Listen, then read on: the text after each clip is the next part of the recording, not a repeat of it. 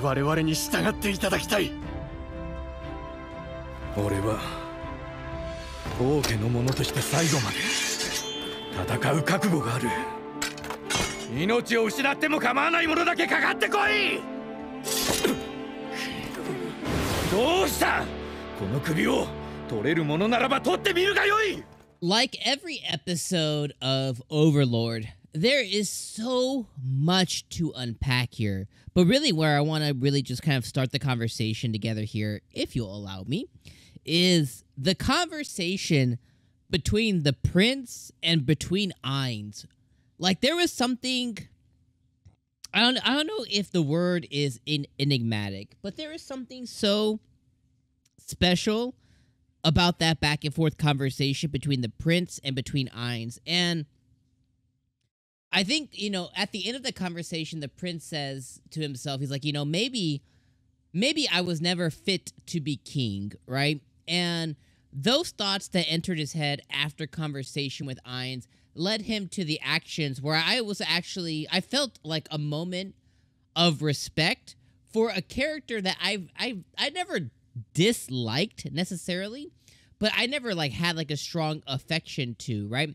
At the end of the day, when it comes to the kingdom, I love the princess. Princess Rhaenyra, I think, is awesome. She is strategic and smart, and she knows how to live and cut deals. She's working with the Sorcerer Kingdom. She has a friendship with Albedo. Like, Princess Rhaenyra and all of her effed upness, I totally love. But when it comes to her brother, you know, the prince, I've never really felt an affection towards him or hatred towards him. Same thing with the king, right? I kind of don't really like the king too much, but at the same time, I get when he takes certain actions and stuff. So the conversation between 𝐼𝐻𝐻𝐿 and between the prince was so powerful. And when the prince ends up returning to his tent and the, not vice commander, but his assistant or whatever, asked him like, hey, how did this conversation go?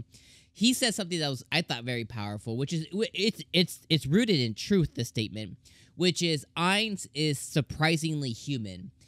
He has this outward exterior that's obviously very inhuman, but his actions and the way that he views things is very human, which is the reality for 𝐼𝐻𝐻𝐿 and kind of, you know, where his sentiment was rooted in, where, you know, during his conversation, he was like, you know, he was opted or he was given a certain question, which is what are you trying to do? What is your goal? What are you trying to actually do that you would be so unmerciful and so extreme? And I like how the prince was able to just say F it and just respond very cordially, but he was able to respond exactly how he wanted to 𝐼𝐻𝐻𝐿. And, you know, 𝐼𝐻𝐻𝐿 ended up reciprocating that answer with, I'm looking for happiness. Not necessarily for myself, but what's going to bring me happiness is bringing happiness to all of those around me that I hold most dear, right? You know, Albedo and everybody, you know, in his party, right? From, you know, from the top, which is Albedo, to, you know, the bottom, which is probably even like some of his, like, you know, lesser than subordinates. He's like, I'm trying to bring, let me go from Albedo to 𝐜𝐴𝐻𝐿𝐼𝐻𝐻𝐿, right? And everybody in between that. He's like, I'm trying to bring happiness to all of them. And, you know, I think it was powerful as a viewer for two reasons. It was able to put some humanity on 𝐼𝐻𝐻𝐿, which we already knew was there.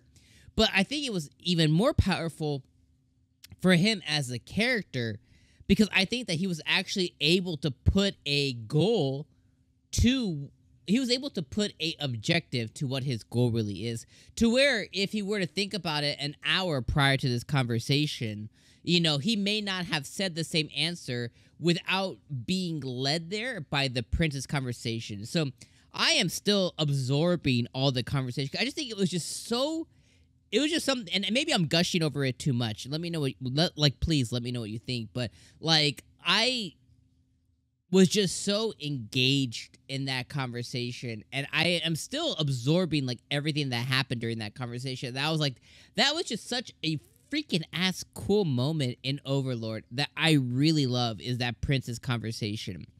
And, you know, the couple of things that I took note, after the conversation too, is, you know, I put here, I like how 𝐼𝐻𝐻𝐿 takes a lesson from royalty, because that's one of the things that he doesn't idolize, but he really renders his friendship in high regard when it comes to the emperor of the Bahamut Empire, because he really looks at him like, okay, here's somebody who is a dictator, who is a ruler, who he could take example of.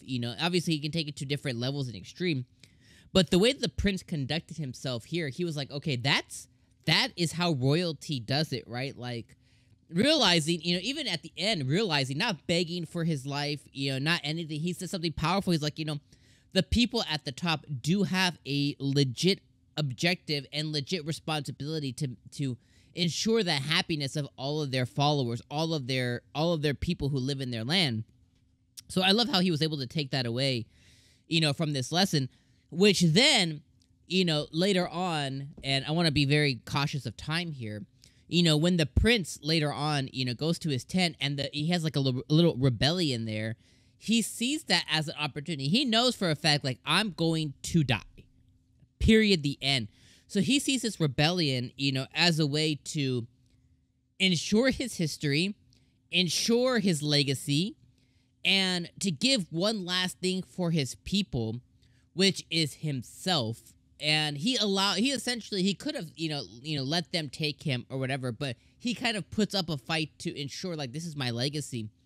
So when these people go and they seek an audience with 𝐼𝐴𝐻, and they provide the head of the prince, right? Obviously, the first thing 𝐼𝐴𝐻 is concerned about is the armor, Ghazov's armor, and Ghazov's sword, right? And he knows the sword part, but now he's going to go retrieve that armor too.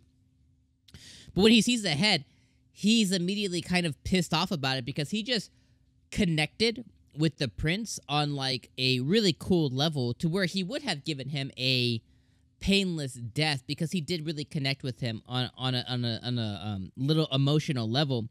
So what does he do to take revenge? He gives all those nobles and their families to I always F up this Neuronist, who is gonna F them up and experiment and all kinds of things.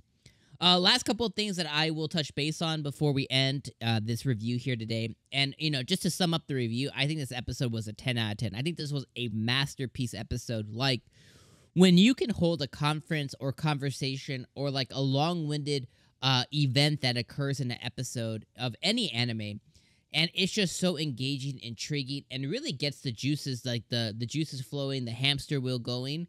Like, I think that is something incredibly special, and that means that the writing is incredible. And then you have to give it to the Studio Madhouse and stuff too, where with like the direction that they took and the production value and everything too, to have something that is just a conversation between two characters be so absolutely derivative and engaging. So, I definitely want to put that out there. This is a 10 out of 10 episode. If you stop viewing here, just know, like Dom said, like, this episode is a masterpiece. In my personal opinion, you may be like, this episode was garbage. That's, you're entitled to your opinion. But mine is just like, this was a freaking good-ass episode. Last couple of things is we have the meeting of the Drop of Red, which is a group or a guild, a guild group, an adventurer party, and the Blue Rose, which we're familiar with the Blue Rose, and all of them. They go seeking an audience with our, Power Ranger. I think you guys in the comments were calling him a Gundam. He's like the tiniest Gundam I've ever seen in my life. He's more of like a Power Ranger, like one of those people in Japan, like those they're kind of like Power Ranger characters that they have to me. But let's call him a Gundam, because you guys were calling him a Gundam in the comments. The Blue Rose goes seeking him out to basically try and recruit him, because he's an adamantite adventurer.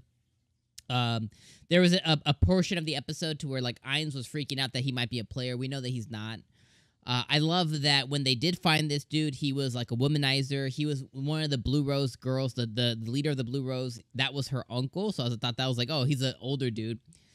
And they are scouted out by the Theocracy, which I thought was important. So the Theocracy is trying to get a bunch of different really high-level adamantite adventurers together to go and try and face the Sorcerer Kingdom. Obviously, the Blue Rose, like, we ain't having it. We're not going to be a part of that. So I'm interested to see what happens, because I'm definitely interested to see when Evil Eye talks to Momon again, and when she ends up finding out that he's actually 𝐼𝐴𝐻. I can't wait for that to happen, or at least I hope that happens at some point. But that's really all that happened the episode. But like, fantastic episode. Let me know what you thought in the comments, and I'll see you, my friends, next Tuesday. Deuce.